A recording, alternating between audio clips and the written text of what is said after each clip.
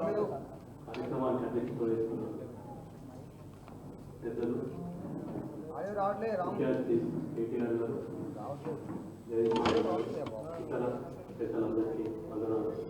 నా ముందున్న సాహితీ మిత్రులకు ధన్యవాదాలు.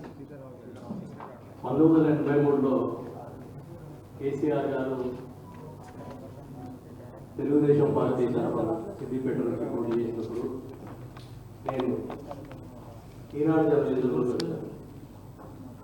అంతకుముందు ఇంటర్మీడియట్ డిగ్రీలో వాళ్ళు బిఏ చదివారు, నేను బిఎస్సీ బ్యాచ్మెంట్.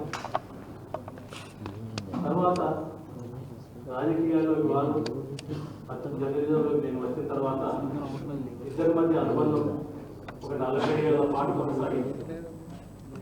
ఆ అనుబంధాన్ని నేను సిద్దిపేట నుంచి సీఎం దాకా పుస్తకం విలువరించాను.